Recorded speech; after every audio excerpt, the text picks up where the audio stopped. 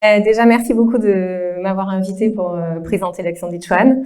Je pense que c'est une vraie solution pour les entreprises et je vais vous expliquer pourquoi. Je trouve ça intéressant, tous ces témoignages. Enfin, c'est pour ça que le film il est assez fort. C'est des participants à nos formations, donc des personnes réfugiées primo-arrivantes. C'est aussi des entreprises, donc des directions RH qui ont un vrai besoin de recrutement et qui font appel à nous. Et puis, c'est des collaborateurs. Aussi, on voit des managers d'équipe qui intègrent ces personnes réfugiées. Donc, en gros, Each-One, c'est une entreprise à mission qui a un double objectif, qui est de favoriser le retour à l'emploi des personnes réfugiées et primo-arrivantes à hauteur de leurs compétences, de leur motivation et de leur envie, que ce soit pas un travail subi.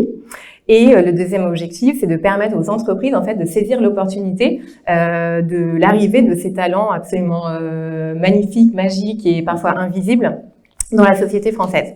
Et en fait, chez Each-One, on a voulu faire se rencontrer la performance économique et la performance sociale, et du coup développer une solution en fait qui réponde vraiment aux enjeux RH de recrutement, on le disait quand on a vu un peu les chiffres, de fidélisation aussi des collaborateurs et des talents. Et donc on a développé une solution clé en main qui va rendre l'expérience de l'inclusion et de la diversité facile pour chacune des entreprises pour recruter des personnes réfugiées et primo-arrivantes. Donc cette solution, elle est, c'est une méthodologie qu'on a développée en 5 axes. Le premier axe, en fait, c'est d'identifier pour les entreprises donc ces talents uniques, souvent invisibles. Donc on travaille avec un certain nombre de partenaires sur les territoires, donc des partenaires publics comme l'OFII, le Pôle Emploi, et des partenaires privés ou associatifs, donc qui vont mapper le parcours d'intégration des personnes réfugiées sur le territoire français. Et c'est vrai qu'aujourd'hui, quand on voit que les chiffres, c'est 1,2 million de personnes réfugiées primo-arrivantes, et aujourd'hui, avec le contexte économique et géopolitique actuel, la crise des réfugiés, donc de plus en plus de personnes accueillies, c'est vrai que c'est un enjeu majeur et on se dit tous ces talents et ces viviers de compétences, qu'est-ce qu'en fait l'entreprise alors qu'elle a des besoins de recrutement assez incroyables. Et donc nous, notre premier accompagnement de l'entreprise, donc quand on a compris ses besoins sur le métier en tension, c'est de dire ok, on travaille pour vous, on va sourcer les bons candidats en fait pour les offres d'emploi que vous nous confiez. Le deuxième volet, c'est de se dire on va axer la formation et l'accompagnement en fait sur la soft skills. On en a beaucoup parlé, chacun d'entre nous. En fait, nous, c'est encore plus important, j'ai envie de dire, sur les publics qu'on accompagne. C'est aussi culturel, c'est-à-dire que le monde professionnel, il y a beaucoup de candidats qu'on accompagne en fait, qui ont travaillé de nombreuses années dans leur pays, qui ont une formation académique absolument extraordinaire, mais en fait, ils connaissent pas complètement les codes de l'entreprise et du monde professionnel en France. Au niveau français, au niveau macro et au niveau plus micro. C'est-à-dire qu'en fait, nous, cette solution, elle est apportée vraiment sur les besoins de l'entreprise avec laquelle on travaille. Donc, si vous travaillez dans des secteurs, effectivement, du care, dans les secteurs de la logistique, dans les secteurs de la vente, de la banque, sur différents métiers, en fait, la culture professionnelle va pas être la même. Et vous le savez, dans chacune de vos entreprises, la culture est propre à l'entreprise, en fait, est propre au secteur, est propre à la branche.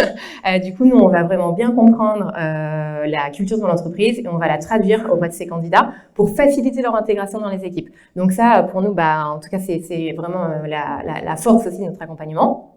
La troisième valeur ajoutée, c'est qu'on va former à un métier, donc le métier en tension ou le métier sur lequel il y a un besoin de recrutement et sur lequel on s'est mis d'accord avec l'entreprise. Donc là, nous, on n'est pas des experts de certains métiers, donc on s'appuie sur des partenaires qui sont des organismes de formation professionnelle. Donc, par exemple, on travaille actuellement avec la Croix-Rouge sur les métiers d'aide-soignant en région Occitanie. On va travailler avec l'EDAC, on va travailler avec le Kisto Migrateur, voilà, sur les différents métiers. On a des partenaires organismes de formation. Ensuite, on va travailler sur la levée des freins périphériques. Et quand on parle de personnes migrantes et primo-arrivantes, en fait, la plupart d'entre elles, ou certains d'entre eux, parlent pas français. Et donc, on va travailler sur le FLE, évidemment, qui est le premier frein aujourd'hui à l'emploi pour les personnes réfugiées. Mais on va pas juste travailler sur le FLE, on va travailler sur le FLE adapté effectivement au langage de l'entreprise. On va travailler vraiment avec lui, son vocabulaire, sa culture, etc. pour que la personne sortant de notre formation, qui dure 3 à 4 mois, soit pré-embauchable et en fait garantir le succès et l'embauche. Le FLE, c'est quoi? Ah oui, le FLE, pardon, c'est le français langues étrangères. Excusez-moi, effectivement, moi ça me paraît une évidence, mais ça l'est pas, je suis vraiment désolée.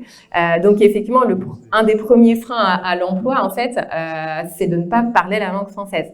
Donc parfois, on a des candidats qui arrivent et en fait, qui arrivent avec un niveau A1, donc qui est le niveau le plus bas de la connaissance du français, et qu'on va emmener à des niveaux B1, B2. C1, voilà, donc ça c'est la perfection du français et C2. Et puis les autres freins périphériques qu'on va lever aussi pour ces personnes, c'est que le fait d'avoir un emploi, en fait, c'est vraiment la première marche d'inclusion, d'intégration dans la société française. Mais en fait, si donc on parle pas le français, si on n'a pas de logement, si on n'a pas un accès à la mobilité, si on peut pas faire garder ses enfants, en fait, on peut pas travailler. Donc ça, c'est un vrai sujet. Et si on veut garantir la pérennité et la fidélisation du collaborateur sur l'emploi pour l'entreprise avec laquelle on travaille, en fait, on doit travailler sur la levée de ces freins périphériques. Et puis le dernier point, c'est pour garantir effectivement la meilleure intégration de ces collaborateurs au sein des équipes, c'est qu'on travaille beaucoup avec les managers de ces équipes, avec les équipes de direction évidemment aussi, puisqu'on travaille avec les RH, et puis avec les salariés en fait qui vont travailler au sein de ces équipes avec ces personnes réfugiées. Donc ces formations, donc vous l'aurez compris, en fait c'est des formations alors elles s'appellent les All-in-One, je l'ai pas dit je crois, voilà, et donc c'est des formations de 3 à 4 mois, c'est des cohortes de 15 personnes en partenariat donc avec des grandes entreprises qui répondent à des besoins de recrutement sur des métiers en tension ou pas, mais a priori plutôt en tension.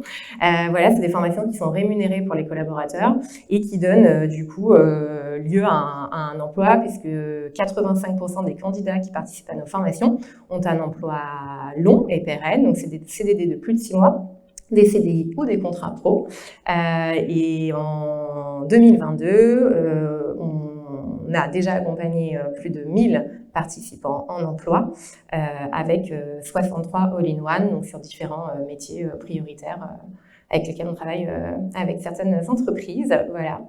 Je comprends mieux, c'est pas une baguette magique, mais c'est mieux que ça. C'est mieux parce que voilà, le taux de sortie positif est hyper bon. On a un taux de rétention qui est hyper bon aussi. Et là, j'anticipe la deuxième question. En quoi, du coup, ça répond aux enjeux de l'entreprise et à la performance économique. En fait, aujourd'hui, on a un enjeu de recrutement quand on est une entreprise. On l'a vu. Merci, monsieur, pour toute cette mise en perspective sur les enjeux et les défis à adresser. Voilà. Et puis, on a une problématique de fidélisation, de marque employeur, d'avoir à la fois envie de conserver les personnes qui rentrent chez nous dans nos entreprises et puis à la fois de donner aussi d'engager les collaborateurs qui y sont déjà en fait et leur donner envie de rester, de donner du sens. Et donc aujourd'hui, nous, ce qu'on a envie chez Each One, c'est de faire de la question de la diversité, de l'inclusion, quelque chose de mainstream, quelque chose de, en fait, qui nous permette d'être, voilà, de répondre aux enjeux des entreprises avec une solution hyper simple. Et voilà, donc, en tout cas, moi, je suis très heureuse de m'adresser à vous, très ouverte pour continuer aussi les échanges et voir comment on peut travailler ensemble et répondre à vos besoins. Très récemment, et après, je laisserai la parole aux autres personnes, mais on a lancé une coalition qui s'appelle Each One for Tomorrow à la suite de la crise ukrainienne, qui nous a permis aussi de prendre la parole sur le sujet de l'inclusion par l'emploi des personnes réfugiées. Et cette coalition, en fait, elle regroupe des grandes entreprises. Donc aujourd'hui, il y en a une quinzaine autour de nous et la TEN Foundation. Et notre objectif, ensemble, en fait, c'est de permettre à 10 000 personnes réfugiées et nouveaux arrivants d'avoir un emploi d'ici 2025. On a déjà sécurisé 2000 recrutements d'ici 2023, donc avec des entreprises. Donc, je fais appel à la mobilisation de toutes les entreprises françaises qui ont des besoins de recrutement pour s'engager dans cette coalition et de la rendre concrète et d'agir à nos côtés. Très bien. Comment s'appelle cette coalition? Each One for Tomorrow. Each One for Tomorrow. Excellent. Merci beaucoup. C'est super intéressant, Géraldine. Et donc, là, effectivement, c'est un public de branche. Ce serait intéressant de réfléchir à un verbatim adressé aux branches professionnelles. Parce que les entreprises, effectivement, c'est bien adapté pour les grandes entreprises, mais une branche professionnelle pourrait trouver intéressant de diffuser les messages. Mais vous en parlerez pendant le déjeuner, j'en suis sûr. Oui, et juste, je me permets, j'ai pas donné le modèle de fonctionnement et de financement de ces formations, et c'est vraiment là que ça répond un petit peu à votre question. En gros, c'est financé en tripartite, un tiers par l'entreprise, qui est notre cliente, un tiers par le Pôle emploi, au titre de la formation individuelle, et un tiers par les OPCO. Et donc, c'est vrai que du coup, même sur le côté win-win-win, il y a un win pour le candidat et le participant, puisqu'il y a l'obtention d'un emploi. Pour l'entreprise, on répond à ses enjeux RH, et pour la société aussi, en termes de protection sociale, de coéviter. Enfin, voilà. Donc, on est vraiment sur une logique vraiment super globale où toutes les parties prenantes sont impliquées. Et donc, je suis sûre qu'au niveau des branches, il y a de vrais sujets à travailler ensemble. Et puis là, on a des présidents et des administrateurs d'OPCO, donc le message est bien reçu. Je sais, tout à fait. OPCO, etc. Merci beaucoup, Géraldine. Alors,